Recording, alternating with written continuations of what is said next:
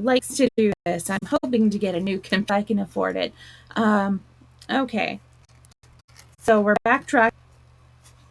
It's for your own good, Toady, you know, said the rat kindly as Toad was hauled up the stairs by his two faithful friends. Think what fun we have together, just as we used to, when you quite got over it, this painful attack of yours. We'll take great care of everything for Toad, said the mole, and we'll see your money isn't wasted as it has been.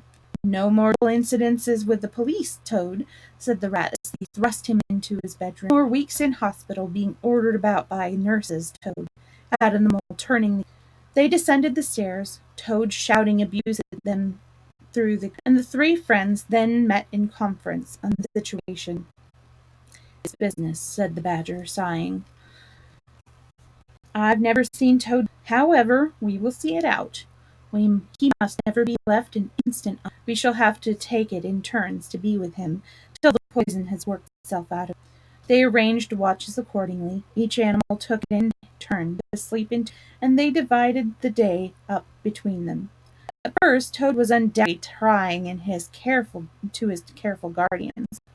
Then his isms possessed him, and he would arrange bedroom resemblances of a motor car, and would crouch on the foremost of them and staring fixedly ahead, making uncouth and ghastly noises to the reached, when, turning a complete somersault, he would lie prostrate amid the chairs, apparently completely satisfied for the moment. As time passed, painful seizures grew gradually less frequent, and his friends strove to divert fresh channels. But his interest in those matters did not seem to grew apparently languid and depressed. One fine morning, turn it was to go on duty, went upstairs to receive the badger, whom he found fidgeting to be off and stretch his legs in a long ramble round his wood and down his earths. Toad's still in bed, he told the rat outside the door. Can't get much out of him, it's me alone. He wants nothing, perhaps he'll be better. Evidently it may pass off in time, don't be unduly anxious, and so on. You look out, rat. When Toad's quiet and submissive and playing at being the hero of a Sunday, then he's at his artfulest. There's sure to be something up.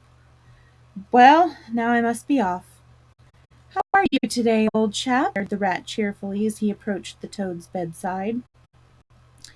Wait some minutes for an answer. At last a feeble voice replied, Dear Ratty, so good of you to inquire. But first tell me how yourself and the most excellent mole. You're all right, replied the rat. Mole, he added cautiously, going out for a run round with Badger. They'll be out till lunchtime, so you spend morning together, and I'll do my best to amuse you. Now jump up, don't lie moping there on a fine morning like this. Dear kind rat, how little you realize my condition, and how very far I am from jumping, if ever. But do not trouble yourselves about me. I hate being friends, and I do not expect to be one much longer. Indeed, well, I hope not too, said the rat heartily. You've been to us all this time, and I'm glad to hear it's going to stop. And in weather like this, and just beginning, it's too bad for you, Toad. It isn't the trouble we mind, but you're making an awful lot. I'm afraid it is the trouble you mind, though, Toad languidly. I can quite understand. It's now you're tired of bothering about me. I must ask you to do something further, as I know. You are indeed, said the rat, but I tell you I'd go on earth for you if only you'd be a sensible animal. Ratty, murmured the Toad, more feebly than ever, for the last time probably, to step round to the village as quickly as possible. Now it may be too late, and fetch the doctor, but don't you bother. It's only a trouble. May as well let things take their course. Why, what do you want a doctor for? Coming closer and examining him. He certainly lay very still and was weaker and his manner much changed. Surely you have noticed of late. But no. Why should you? Noticing things is trouble. Tomorrow, indeed, you may be saying to yourself, oh, if only I had noticed, only I had done something. But no, it's a trouble. Never mind. Forget that I am. Look here, old man, said the rat, beginning to get rather alarmed. Of course I'll fetch a doctor. I really think you want him, but you can hardly be bad enough for that yet. About something else. I fear, dear friend, said Toad with a sad smile, can do little in a case like this, or doctors either, for that matter. Still must grasp at the slightest straw. And, by the way, want to give you additional trouble, but I happen to remember that you will pass the door behind at the same time asking the lawyer to step up. It would be and there are moments, perhaps I should say there is a moment, face disagreeable tasks at whatever cost to exhaust nature. Oh, he must be really bad, the affrighted rat said to himself, as he hurried, not forgetting, however, to lock the door carefully behind him. Outside, consider, the other two were far away, and he had no one to consult. "'Tis best to be on the safe side," he said on reflection. "I've known Toad frightfully bad before, without the slightest reason, but I've never heard him ask for a. If there's nothing really the matter, the doctor will tell him he's an old ass, and that will be something gained. I'd better humour him and go. It won't take very long." So he ran off to the village on his errand of the Toad, who had hopped lightly out of bed as soon as he had heard the key, turned and watched him eagerly from the window while he disappeared down the carriage drive. Then he dressed as quickly as possible in the smartest suit he could lay hands on in the most, filled his pockets with cash which he took from a small drawer in the dressing table, next knotting the sheets from his bed together and tying one end to the rope round the central mullion of the handsome tutored window, which formed a feature of his bedroom, he scrambled out, slid lightly to the ground, and, taking direction to the rat, marched off light-heartedly, whistling a merry tune. Gloomy luncheon for Rat when the Badger and the Mole at length returned, and he had to face them with his pitiful and unconvincing story. The Badger's, to say, brutal remarks may be imagined and therefore passed over, but it was painful to the Rat when even the Mole, therefore, passed, though he took his friend's side as far as possible, could not help saying, duffer this time, Ratty. Toad tumbles. He did it awfully well, said the crestfallen Rat. You awfully well, rejoined the Badger hotly. However, talking won't mend clear away for the time. He's certain, and the worst of it is, he'll be so with what he'll think is cleverness that he may commit any folly. We're free now, and we needn't waste any more of our precious time doing sentry go. But we'd better continue to sleep at Toad Hall for a while longer. Toad may be brought on a stretcher or between two policemen. So spoke the Badger, the future held in store, or how much water and how turbid was to run under bridges before Toad should sit at ease against Toad Hall.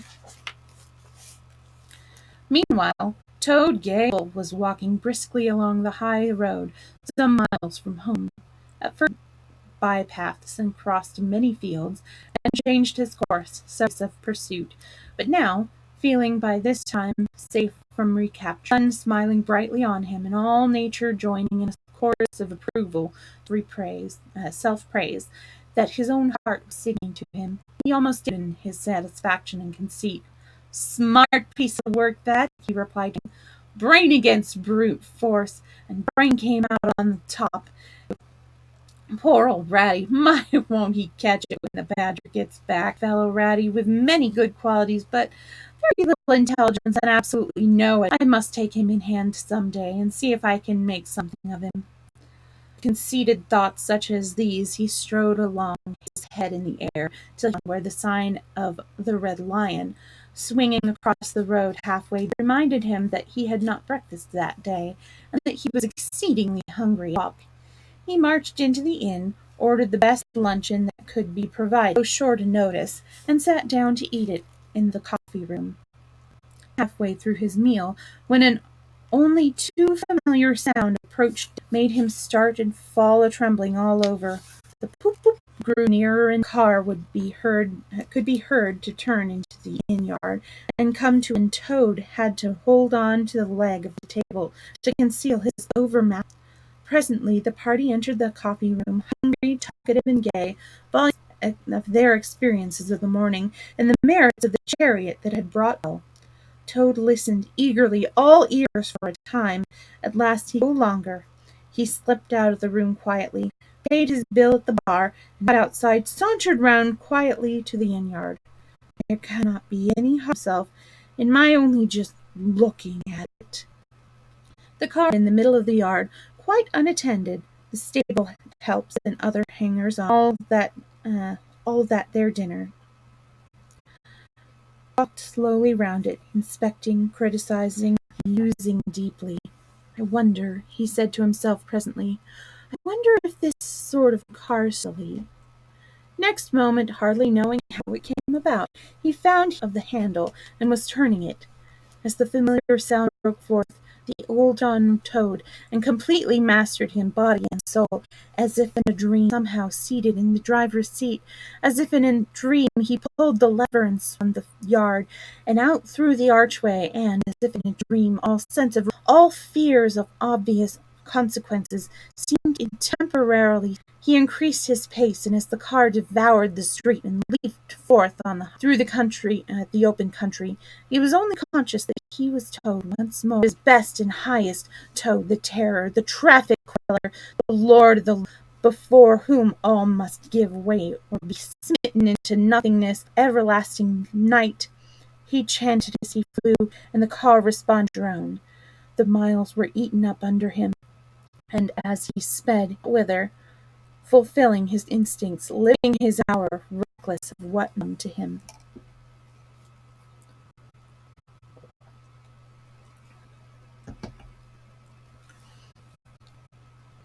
To my mind, observed the chairman of the bench of magistrates cheerfully, the difficulty that presents itself in this otherwise clear case is how we can possibly make it sufficiently hot for the and hardened ruffian whom we see cowering in the dock before us. Let me see, he has been found guilty on the clearest evidence, first of stealing a valet car, secondly of driving to the plaza public danger, and gross impertinence to the rural police. Mr. Clerk, please, what is the very stiffest penalty we can impose for each of us, without, of course, giving the prisoner the benefit of any doubt, because there. The clerk, scratching his nose with his pen, consider, he observed, that stealing the motor car was the worst offence, but cheeking the police undoubtedly carries the severest penalty. It ought. Supposing you were to say 12 months for the theft, which is mild, for the furious driving, which is lenient, and 15 years, which was pretty bad sort of cheek, judging by what we've heard from, even if you only believe 1/10 of the part of what you heard, and I never believe those figures, if added together correctly, taught up to 9 first rate, said the chairman. So you had better make it around, be on the safe side, concluded the clerk. An excellent, said the chairman approvingly. Prisoner, pull yourself together straight. It's going to be 20 years for you this time, and mind, if you appear before us again, charge whatsoever, we shall have to deal with you very seriously. Then the brutal minions of the law fell upon the hapless Toad, loading him with him from the courthouse, shrieking, praying, protesting, across the mountains, where the playful populace, always as severe upon detected crime as they are sympathetic and helpful when one is merely wanted, jeers, carrots, and popular catchwords, past hooting school faces lit up with the pleasure they ever derive from the sight of a gentleman in difficulty, across the hollow-sounding drawbridge, below the spiky portcullis, under the frowning old castle, whose ancient towers soared high overhead, past grinning soldiery off duty, past sentries who coughed in a way, because that is as much as a sentry on his post dare do to show his contempt and abhorrence of crime, up time-worn wine stairs, past men-at-arms in casket of steel, darting threatening looks through their visored courtyards, where mastiffs strained at their leash and pawed at the air to get at him. Ancient warders, their halberds leaned against the wall, past tea and a flagon of brown ale, on past the rack chamber and a thumbscrew room, past the turning that private scaffold, till they reached the door of the grimmest dungeon that lay in the innermost keep. There at last they paused, where an elder sat fingering a bunch of mighty keys. "Odds bodkins!" sergeant of police, taking off his helmet, his and wiping his forehead. "Rouse the over from us this vile toad, a criminal of deepest matchless artfulness and resource. Watch and ward him with all, and mark thee well, greybeard, should aught untoward befall, head shall answer for this, and a murrain on both of them." The jailer laying his withered hand on the shoulder of the miserable toad. The rusty key creaked, and the great door clanged behind them.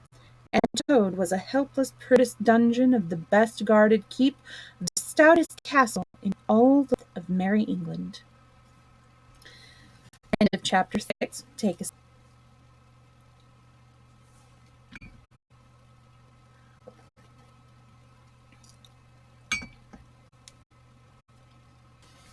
Chapter 7. The piper at the gates of dawn. Ben was twittering in thin little song, hidden himself in the dark selvage of the river bank. Though it was past 10 o'clock at night, the clung to and retained some lingering skirts of light from the departed day, and the heats of the torrid afternoon broke up and rolled away the cool fingers of the short midsummer night. Mole lay stretched still, panting from the stress of the fierce day that had been cloudless from sunset, and waited for his friend to return. He had been on the river, leaving the water rat free to keep his engagement of long standing with Otter, and he had come back to find the deserted, and no sign of Rat, who was doubtless keeping it up late. It was still too hot to think of staying indoors, so he lay on some cool dock and thought over the past day and its doings, and how very good they all. The rat's light footfall was presently heard approaching over the park. "Oh, the blessed coolness," he said, and sat down, gazing thoughtfully and preoccupied. "You stayed to supper, of course," said the mole. "Simply had to," said the rat. "They wouldn't hear of my going. Know how kind they always are. And they made things as jolly for me as ever they right up to the moment I left. But I felt a brute all the time, as it was clear to me very unhappy, though they tried to hide it. Mole, I'm afraid they're in trouble. He is missing again, and you know what a lot his father thinks of him, though he knows about it." "What, that child?" said the mole lightly. "Well, suppose about it. He's always straying off and getting lost and turning up again. He's so adventurous. No harm ever happens to him. Everybody hereabouts knows him and likes him, Otter, and they may be sure right. They may be sure we'll come across him and bring him back all right. Why, we found him ourselves and quite self-possessed and cheerful." "Yes, but this time it's more serious," said the rat. "He's been missing for some days now, and the otters have hunted everywhere, high and low, slightest trace, and they've asked every animal, too, for miles or anything about him. Otter's evidently more anxious than he'll admit. Young Portly hasn't learned to swim very well yet, and I can see the where. Thinking of the where, there's a lot of water coming down, so considering the time of year, and the place always had a fascination for the child. And then there are traps and things. You're not the fellow to be nervous about any son of his, and now he is nervous. When I left, he came out with me, said he and talked about stretching his legs, but I could see it wasn't that, so I drew him out and got it all out of him at last. He was going to spend the night watching. You know the place where the old fort used to be in bygone day, the bridge?" "I know it well," said the mole. "But why should Otter choose to watch that?" "Well, it seems that it was there he found Portly. Gave Portly his," continued the rat, "from that shallow, gravelly spit near the bank, as to teach him fishing, and there young Portly caught his first fish, of which he was so very proud. The child loved the spot, and uttered that if he came wandering back from wherever he is, if he is anywhere, the little chap, he might make for the ford he was so fond of. Across it, he'd remember it well, and stop there and play. So Otter goes every night and watches, just on the chance. They were silent for a time, both thinking of the same thing, the lone animal, crouched by the ford, watching and waiting the long night through. "Well, well," said the rat presently, "I suppose we ought to be thinking before," but he never offered no to move.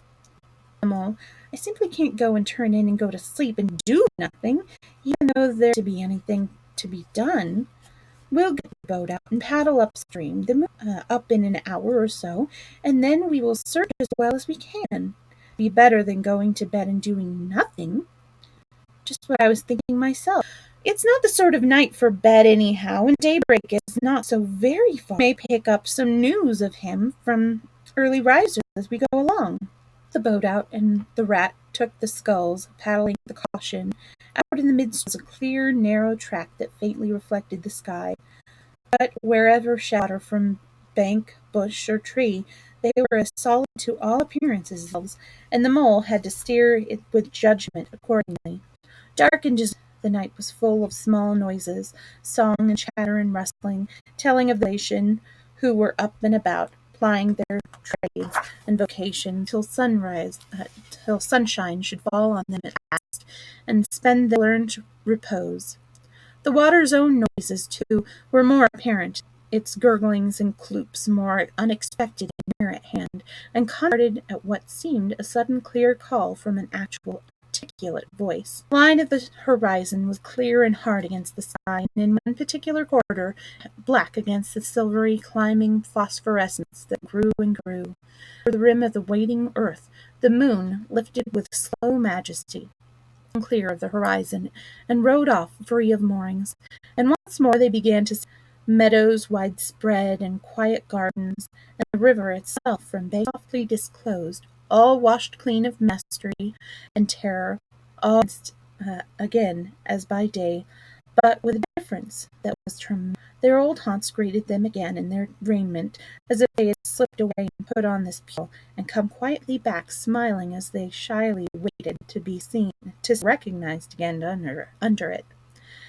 Fastening their boat to a willow, stood in this silent silver kingdom, and patiently explored the hedges, the tunnels and their little curvelets, the ditches and the dry water. Waiting again and crossing over, they worked their way up the stream in this manner, while being and detached in a cloudless sky, did what they could, though so far off, to help them in their quest, till their hour came and she sank early and left them, and mystery once more held field and river.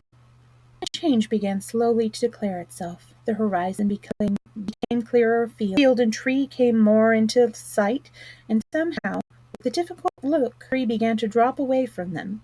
A bird piped suddenly, and was still. A breeze sprang up and set the reeds and bulrushes rustling.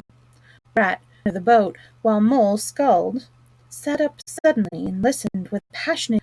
Mole, who with gentle strokes was just keeping the boat while he scanned the banks with care, looked at him with curiosity. "It's gone," sighed the rat, sinking back to his seat again. "So beautiful and new.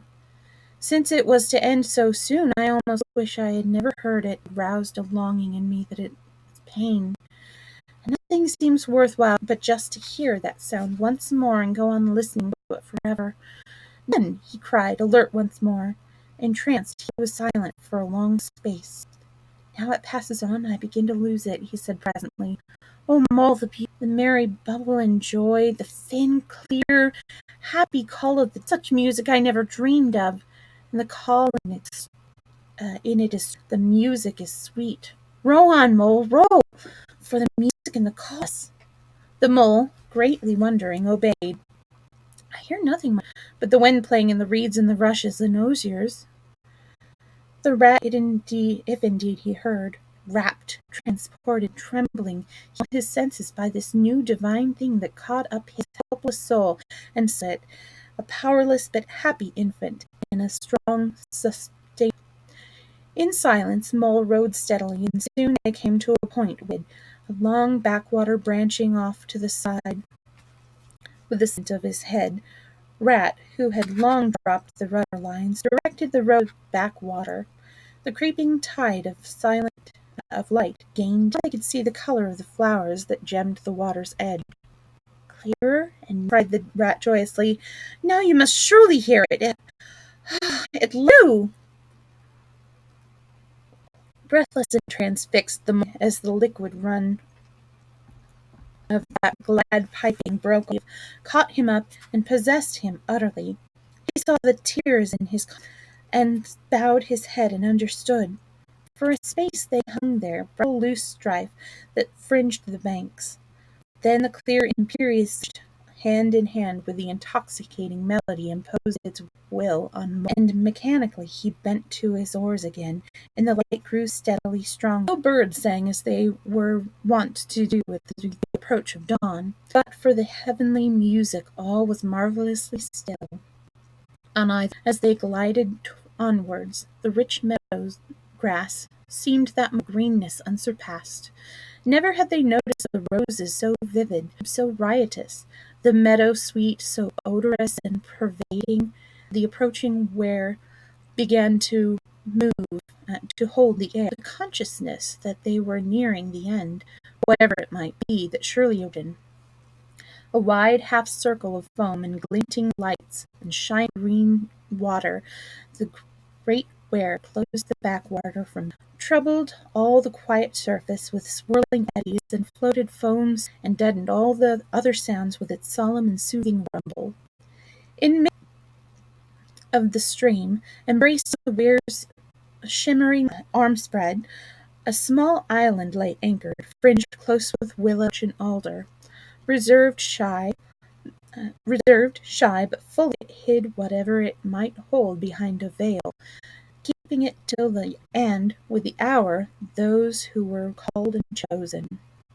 But with no doubt or hesitation whatever, and in something of solemn and expectance passed through the broken tumultuous water, and moored their boat at the flowery margin island. In silence they landed, and pushed through the blossoms and scented and overgrowth that led up to the level ground, till they stood in a little lawn green, set round with nature's own orchard trees, crab-apple and sloe.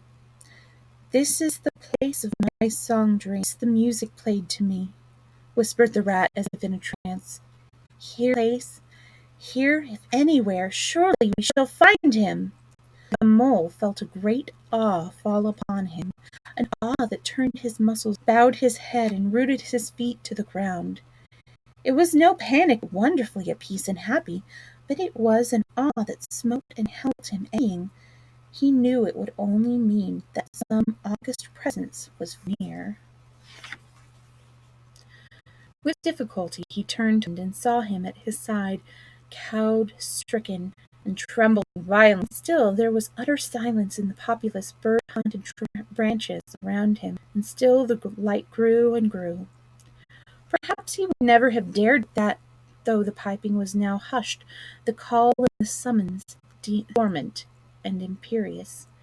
He might not refuse, were death to strike him instantly, once he had looked with mortal eyes on things rightly kept. Trembling he obeyed, and raised his humble head, and then, in that utter imminent dawn, while nature, flushed with fullness of incredible color, hold her breath for the event, he looked in the very eyes of the fir, saw the backward sweep, the curved horns gleaming in the glowing daylight, saw the stern, hooked nose between the kindly eyes that were looking humorously, while the bearded mouth broke into a half-smile of the corner, all the rippling muscles on the arms that lay across the broad chest, the long still holding the panpipes, only just fallen away from the parted lips, curves of the shaggy limbs disposed in majestic ease on the sward. Last of all, nestled between his very hoofs, sleeping fire, peace, and contentment, the little, round, podgy, childish form of the baby. All this he saw, for one moment breathless and intense, vivid in the morning's look. He lived, and still, as he lived, he wondered. He found him breath to whisper, shaking, "Are you afraid, Afraid, murmured the rat, his eyes shining with unutterable love. Afraid of him? Oh, never, never! And yet, I am afraid. Oh, Mole, I am afraid. Then the two animals crouched, bowed their heads, and did worship.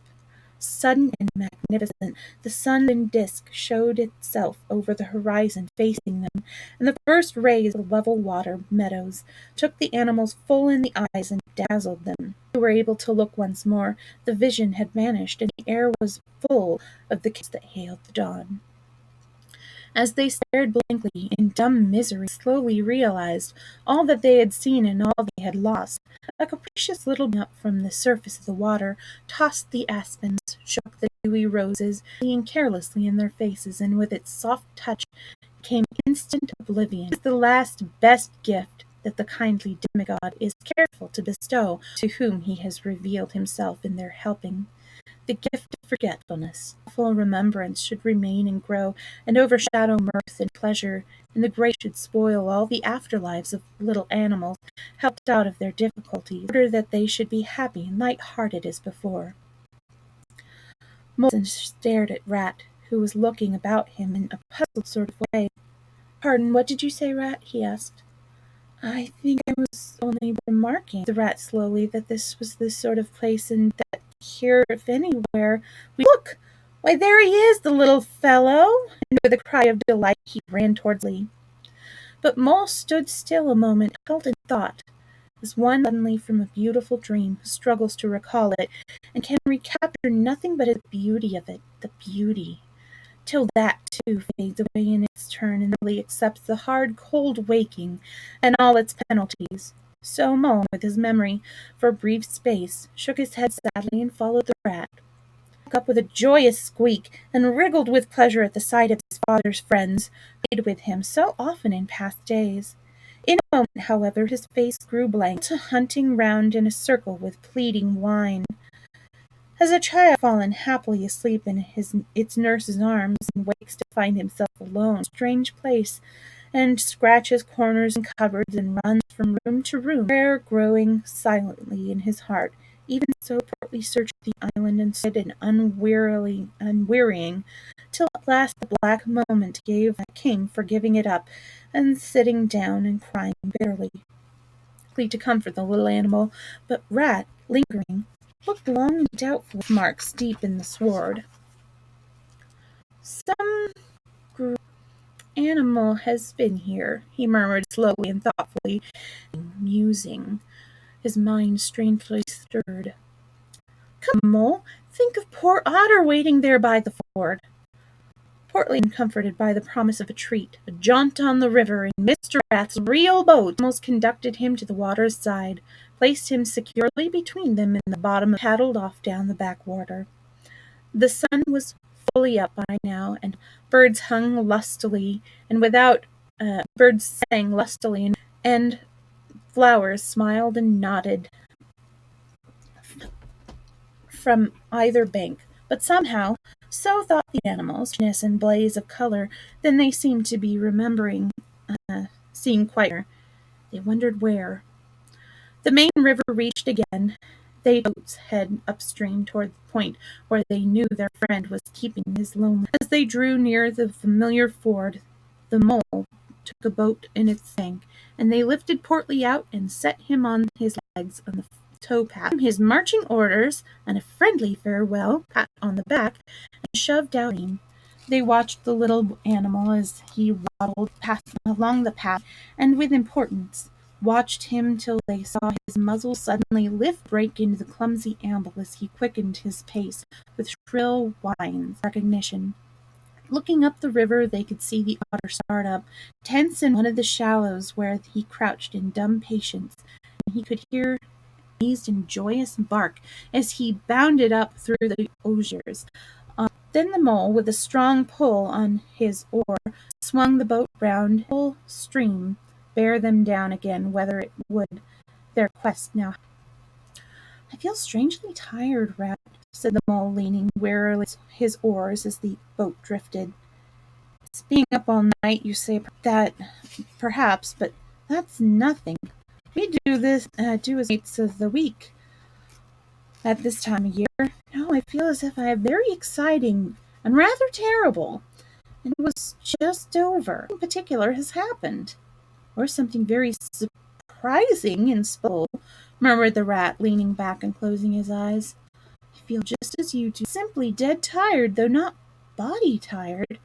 It's lucky we've got a stream with us to take us home. Isn't it jolly to feel the sun again soaking into one, and hark to the wind playing in the reeds? It's like music, said the mole, nodding drowsily. So I was thinking, rat, dreaming and languid. Dance music, the lilting sort that won't stop, but with words in it, too. It passes into words, and then I catch them at intervals. Then it is dance music once more, reeds, soft, thin whispering. You hear better than I, said the mole. I cannot catch the words. Let me try and give you them, said softly, his eyes still closed. Now it is turning into word clear. Lest the awe should dwell, and turn your frolic to fret, look on my power at the helping hour. But then you shall forget. Now the reeds take it up. Forget, forget. They sigh, and it dies away in a rustle. Then the voice returns. Less reddened and rent, I spring the trap that is set. As I lose, you shall glimpse me there, for surely you shall forget. Grow nearer, nearer to the reeds. It is hard to catch, and grows each minute faint. Helper and healer, I cheer. Small waifs in the wood, strays I find in it, wounds I bind in it. Forget. Nearer, mole, nearer. No, it is no good. The song has died away to read. But what do the words mean? Asked the wondering mole. That, the rat simply said. I passed them on to you as they reached, and now they return again, and this time full and clear. This time at last it is the ring, simple, passionate, perfect. Well, let's have mole after they had waited patiently for a few minutes, half dozing in the hot sun. But no answer came. He looked and understood the silence.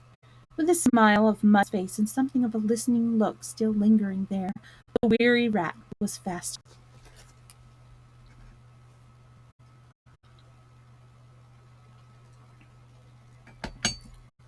Now on to the last chapter 8, Toad's Adventures.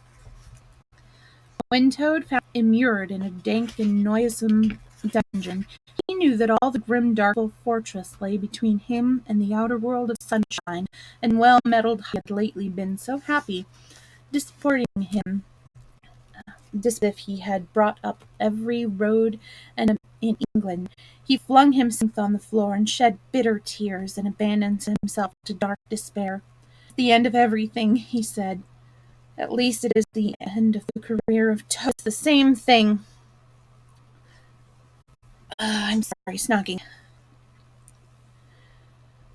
This is the end of everything, he said. It is the end of the career of Toad, which is the same thing. The popular and handsome Toad, the real Toad, the Toad so free and careless and debonair.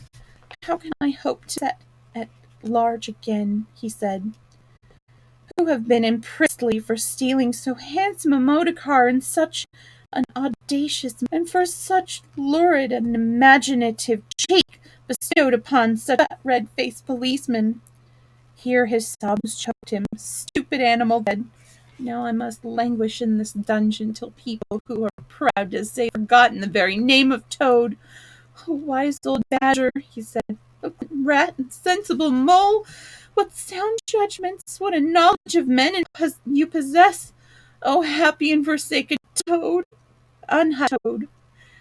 With lamentations such as these he passed his days and nights, refusing his meal of intermediate light refreshments, though the jailer, knowing that Toad's pockets were well lined, frequently that many comforts and indeed luxuries could be arrangements be sent in, at a price, from outside. Now a pleasant wench and good-hearted, who assisted her for duties of his post. He was particularly fond of animals, and, beside Harry, whose cage hung on a nail in the massive wall of the keep, to the great annoyance of prisoners who relished in their and was shrouded in their antimacassars, met on the parlor table at night. She kept several piebald mice, revolving squirrel. This kind-hearted girl pitying the misery of Toad. Father one day, "Father, I can't see, and I can't be so unhappy and getting so thin. You let me have the manage. You know how fond of animals I am. I'll make him eat from my hand and sit up and do this." Her father replied that she could do what she liked with him. He was tired of his sulks and his airs and his meanness, so that day she went to her errand of mercy and knocked on the door of the Toad's cell. "Now, Toad," she said coaxingly on entering, "and sit up and dry your eyes and be a sensible animal. Try and eat a bit of dinner. See, I've brought you some of mine." It was Bubble and Squeak between two plates, and its fragrance filled the cell. And penetrating smell of cabbage reached as he lay prostrate in his misery on the floor, and gave him the idea that perhaps life was not such a blank and desperate thing as he had imagined. But still he wailed and kicked with his legs and refused to be comforted. So tired for the time, but of course a good deal of the smell of hot cabbage remained, and as it will do, and Toad, between his sobs, sniffed and gradually began to think new and inspiring thoughts of chivalry and deeds still to be done, of broad meadows and cattle browsing in them by sun and wind, of kitchen gardens and straight herb borders, of snapdragons beset by bees, and of the comforting chink of dishes set down on the table, and the scrape of chair legs on the floor as everyone pulled himself close to his work. The air of the narrow cell took on a rosy tinge of his friends, and how he would surely be able to do something. Of lawyers have enjoyed his case, and what an ass he had been not to get in. And lastly, he thought of his own great cleverness and resource, and all that he would if he only gave his great mind to it. And the cure was almost. When the girl returned some hours later, she carried a tray with a cup of steaming on it, and a plate piled up with very hot buttered toast, thick, very brown on both sides, and the butter running through the holes in it, golden drops, like honey from the honeycomb. The smell of that buttered toast Toad, and with no uncertain voice, talked of warm kitchens, of bright frosty mornings, of cozy parlor firesides on winter evenings. The ramble was over, and slippered feet were propped on the fender, of the purring of the twitter of sleepy canaries. Toad sat up on end once, dried his eyes, sipped his tea, and munched his toast, and soon freely about himself, and the house he lived in, and his doings there, and what a lot of friends and what a lot his friends thought of him. They saw that the topic was doing him as much good as the tea, as indeed it was, to go on. "Tell me about Toad Hall," she said. "It sounds beautiful." "Hall," said the Toad proudly, "is an eligible, self-contained residence, very unique, dating in part of from the fort, but replete with every modern convenience. Up-to-date sanitation, 5 minutes from church, post office, and golf links, suitable for said the girl, laughing. "I don't want to take it. Something real about it. But first, wait till I fetch you some more tea." And she tripped away, and presently returned with a fresh tray full, and Toad, with avidity, his spirits quite restored to their usual level, boat-house, and his fish pond, and the old walled kitchen garden, pigsty, and the stables, and the pigeon-house, cupboards, the linen. She liked that bit especially, and about the banqueting hall, and the fun they had there. Other animals were gathered round the table, and Toad was at his best, singing songs, carrying on generally. Then she wanted to know about him, and was very interested in all he had to tell her about them, and how they did to pass their time. Of course she did not say she was fond of pets, because she had the sense that to see that Toad would be extreme. When she said good night, having filled his water jug and shaken up his straw full, it was very much the same sanguine, self-satisfied animal that had been of old. He sang a little song or two, of the sort he used to sing curled himself up on the straw, and had an excellent night's rest in the pleasantest of dreams.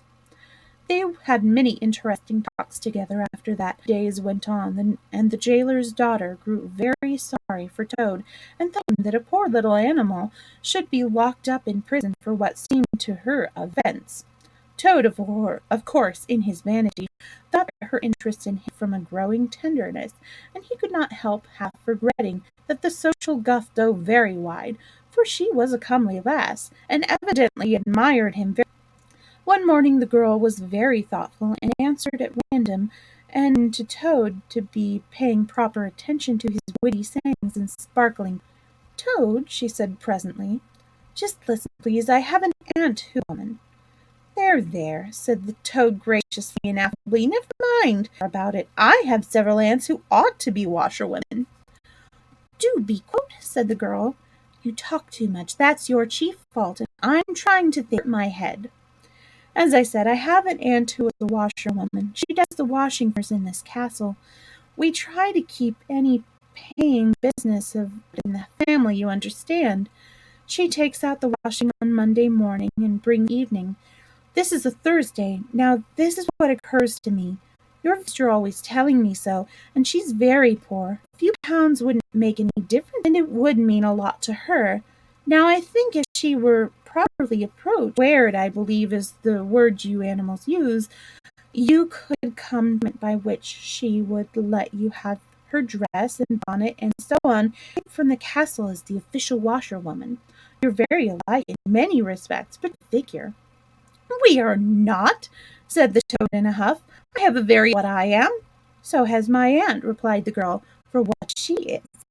But her own way, you horrid, proud, ungrateful animal, when I'm sorry for you, and trying—" "Yes, yes, that's all right. Thank you very much indeed," said the Toad hurriedly. "But one wouldn't surely have Mr. Toad of Toad Hall going about the country disguised as a washerwoman." "You can stop here as a toad," replied the girl with much spirit. "I suppose off in a coach and four." Honest Toad was always ready to admit himself. "You are a good, kind, clever girl," he said, "and I am indeed a proud and introduce me to your worthy aunt, if you will be so kind, and I have no doubt that the I will be able to arrange terms satisfactory to." Next evening the girl ushered her aunt into Toad's hall, Toad's bearing his week's washing pinned up in a towel. The old lady prepared beforehand for the interview, and the sight of a certain gold sovereign that Toad placed on the table in full view practically completed them, and left little further to discuss. In return for his cash, a cotton print gown, an apron, a shawl, and a rusty black bonnet. The stipulation the old lady made being that she should be gagged and bound in a corner. By this not very convincing artifice, she, by picturesque fiction, which she could simply supply, hoped to retain her situation, in spite of the suspicious appearance of things. Toad was delighted with the suggestion. It would enable him to in some style, and with his reputation for being a desperate and dangerous finished, and he readily helped the jailer's daughter to make her aunt appear as much a victim of circumstance over which she had no control. "Now," said the girl, "take off that coat and waistcoat of yours. You're fat enough as it is." With laughter she proceeded to hook and eye him into the cotton, arranged the shawl with a professional fold, and tied the strings of the rusty bonnet. "You're the very image of her," she giggled, "only I'm sure you never looked half so real life before. Now, good-bye, Toad, and good luck. Go straight down the way, and if anybody says anything to you, as they probably will, being but men, chaff back a bit, of course, but remember you're a widow woman, alone in the world, with a character to lose." With a quick, firm footstep as he could command, Toad set forth cautiously on what seemed hair-brained and hazardous undertaking. But he was soon agreeably surprised to see everything was made for him, and a little humbled at the thought that both he and the sex that appeared to inspire it were really another's. The white figure in its familiar cotton print seemed a passport for every barred door. Even when he hesitated, uncertain as to the right turning to take, he found himself helped out of his difficulty by the warder at the next gate to his tea, summoning him to come along sharp and not keep her all night. The chaff and the humorous sallies to which, of course, he had to provide prompt and efficient reply, formed chief danger. For Toad was an animal with a strong sense of his own, and the chaff was mostly, he thought, poor and clumsy, and the humour of entirely lacking. However, he kept his temper, though with great difficulty, retorts to his company and his supposed character, and did his best not to overstep the taste. It seemed hours before he crossed the last courtyard, rejecting the pressing last guard-room, and dodged the outspread arms of the last pleading with simultaneous passion for just one farewell embrace. The wicket gate in the great outer door clicked behind him, felt of the outer world upon his anxious brow, and knew that he was free. With the easy success of his daring exploit, he walked quickly toward the light, not knowing in the least what he should do next, certain of one thing, that he must remove himself as quickly as possible from a neighborhood he was forced to represent was so well known and so popular a character. As he walked along, considering, his attention was caught by some red and green lights off to one side of the town, and the sound of the puffing and sorting of engines of shunted trucks fell on his ear. Aha! He thought, this a railway station is the thing I want most in the world at this moment, and I needn't go through the town to get it, and shan't have to support this humiliating repartees, though thoroughly effective, one's sense of self-respect. He made his way to the station accordingly, timetable, and found that a train, bound more or less in the direction of his home, was out in half an hour. More luck, said the Toad, his grades rising rapidly, and went off to the booking office to buy his ticket. He gave the station that he knew to be nearest to the village of which Toad Hall feature, and mechanically put his fingers in search of the necessary money where his should have been. But here the cotton gown stood by him so far, and which he had safely forgotten, intervened and frustrated his efforts in a sort of nightmare, strange uncanny thing that seemed to hold his hands, turn all muscular fodder, and laugh at him all the time, while other travellers, forming up, waited with impatience, making suggestions of more or less value and less stringency in point. At last, some never rightly understood how, he burst the barriers and attained the goal, arriving to where pockets are eternally situated, and found not only no money, but no waistcoat to hold the pocket. To his horror, he recollected coat and waistcoat behind him in his cell, and with him his pocket-book, keys, watch, matches, pencil case, all that makes life worth living, distinguishes the many-pocketed animal, the lord of creation, from the inferior or no-pocketed productions that hop or trip about, unequipped for the real contest. In his desperate effort to carry the thing off, and with a return to his manner, a blend of the squire and college don, he said, "Look here, I left my purse behind. Just give me that ticket, will you, and I will send the money on tomorrow. Known in these parts." The clerk stared at him in the rusty black bonnet, and then laughed. "I should think you were pretty well known in these parts," he said, "if you came on often. Here, stand away from the window, please, madam. You're obstructing the an old gentleman who had him in the back for some moments here thrust him away, and, what was worse, his good woman, which angered Toad more than anything that had occurred that evening. Baffled and full of despair, he wandered blindly down the platform, where the train was trickled down each side of his nose. It was hard, he thought, to be within safety and almost be home, and to be balked by these wretched shillings and by the pettifogging, mistrustful officials.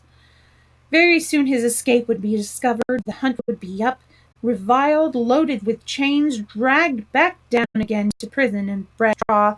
His guards and penalties would be doubled, and oh, what sarcastic would make! What was to be done? He was not swift of foot, fortunately recognizable. Could he not squeeze under the seat of a kerosene, this method adopted by schoolboys when the journey money provided by parents had been diverted to other and better ends? As he pondered, he found himself at the engine, which was being oiled, wiped, and generally caressed by its affectionate burly man with an oil can in one hand and a lump of cotton waste in the other. "Hello, mother," said the engine driver. "What's the trouble? You don't look particularly cheerful," said Toad, crying afresh. "I am a poor unhappy washer with money, and I can't pay for a ticket. I must get home tonight somehow, and whatever am I to do if I... Oh dear, oh dear!" "That's a bad business indeed," said the engine driver.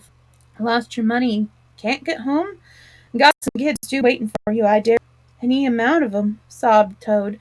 They're all hungry and playing with matches and upsetting lamps, the little innocents, and quarreling and going. Oh dear, oh dear." "Well, I'll tell you what I'll do," said the good driver. "You're a washerwoman to your trade, says you. Very well, that's that. And as you may well see, and there's no denying it's terribly dirty work. Uses up the dirt, it does, till my missus is fair tired of washing 'em. If you'll wash a few shum and send 'em along, I'll give you a ride on my engine. It's against the custom, but we're not so very particular in these out-of-the-way parts." Toad's misery turned into rapture as he eagerly scrambled up into the cab of the engine. Of course, he had never washed a shirt in his life, and couldn't if he tried, and somehow begin. And anyhow, he wasn't going to begin, but he thought, when I get to Toad Hall and have money again and pockets to put it in, I will send the engine driver to pay for quite a quantity of washing, and that will be the same thing. The guard waved his welcome flag. The engine driver whistled and cheered, and the train moved out of the station. As the speed increased and the Toad could see on real fields and trees and hedges and cows and horses, all, and as he thought how every minute was bringing him nearer to Toad Hall, and sympathy to chink in his pocket, and the soft bed to sleep in, and good things, praise and admiration at the recital of his adventures and his surpassing cleverness, he began to shout and sing snatches of songs, to the great astonishment of the engine driver, who had watched a washerwoman before, at long intervals, but never one at all like this. They had covered many and many a mile, and Toad was already considering what he would have for supper as soon as he got home, when he noticed that the engine driver, with a puzzled expression, was leaning over the side of the engine and listening hard. Then he saw him close and gaze out over the top of the train. Then he returned and said, "It's very strange. We're the last train running in this direction tonight, yet I heard another following us." Toad ceased his frivolous antics and became grave and depressed, and a dull pain in the lower part of his spine cut off to his legs and made him want to sit down and try desperately not to think of all the possibilities. By this time the moon was shining brightly, and the engine driver, steadying himself on the coal, could command a view of the line behind him for a long. Presently he called out, "I can see it clearly now, and on our rails, coming along at a great pace. Looks as if we're being pursued." The miserable Toad, crouching on the coal desk, tried hard to think of something to do. Dismal want of success. "They are gaining on us fast," cried the engine driver. "And the engine is crowded with people, men like ancient wardens, waving halberds, policemen in helmets, waving truncheons, and shabbily dressed men in pot hats, unmistakable plainclothes detectives even at this distance, waving revolvers and walking, and all shouting at the same time, 'Stop, stop, stop!'" Then Toad fell among the coals, and raising his clasped paws in supplication, cried, "Save me, dear kind Mr. Engine Driver, and I will confess everything. I am not the simple washer bee. I have no children waiting for me, innocent or otherwise. I am a Toad, the well-Mr. Toad, a landed proprietor. I must have escaped by my I have just escaped daring and cleverness from a loathsome dungeon into which my enemies have flung me. Fellows on that engine recapture me, it will be chains and bread and water and straw for poor unhappy innocent Toad." The engineer looked down upon him very sternly and said, "Now tell the truth. What were you for?" "It was nothing very much," said poor Toad, coloring. "I only borrowed a motor car while the owners were at lunch. They had no need of them. I didn't mean to steal it, really, but people, especially magistrates, take such heartfulness of thoughtless and high-spirited actions." The engine raven said, "I fear that you have been indeed a wicked toad, and by rights I ought to give you injustice. But you are evidently in sore trouble and distress, so I will not desert you. I don't hold with motor cars for one thing, and I don't ordered about by policemen when I'm on my own engine for another, and the sight of an engine always makes me feel queer and soft-hearted, so cheer up, Toad. I'll do my best yet." They piled on more coals, shoveling furiously, the furnace roaring and sparks flew, the engine leapt, but still their pursuers slowly gained. The engine driver wiped his brow with a handful of cotton waste and said, "I'm afraid it's no use, Toad. They were running light, and they have the better engine. There's only one thing left for us, your only chance, so tend very carefully to what I tell you. Ahead of us is a long tunnel, and on the other side of that line passes through now. I will put on all the speed I can while we are running through the tunnel. Willows will slow down a bit, naturally, for fear of an accident. When we are, I will shut off steam and put on brakes as hard as I can, and the moment it's so, you must jump and hide in the wood before they get through the tunnel and see you. Go full speed ahead again, and they will chase me if they like, for as long as and as far as they like. Now mind, and be ready to jump when I tell you." They piled on more coals, and the train shot into the tunnel, and the engine rattled, till at last they shot out at the other end into the fresh air, and saw the wood lying dark and helpful upon either side of the line. Shut off steam and put on brakes. The Toad got down on the step, and as they down to almost a walking pace, he heard the driver call out, "Now jump!" Toad down a short embankment, picked himself up unhurt, scrambled into the woods, and hid. Leaping out, he saw his train get up speed again and disappear at a great pace. And burst the pursuing engine, roaring and whistling, her motley crew various weapons and shouting, "Stop! Stop! Stop!" When they were past, the Toad laughed for the first time since he was thrown into prison.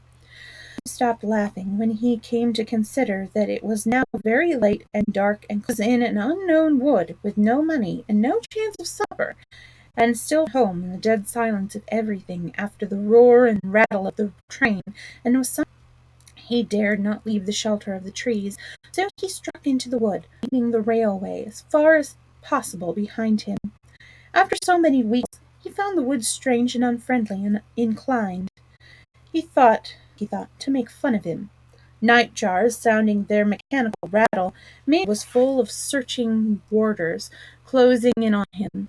An owl swooped towards him, brushed his shoulder with its wings, making him jump with the horror as a hand, then flitting off, moth-like, laughing its low hoo, which Toad thought was very poor taste.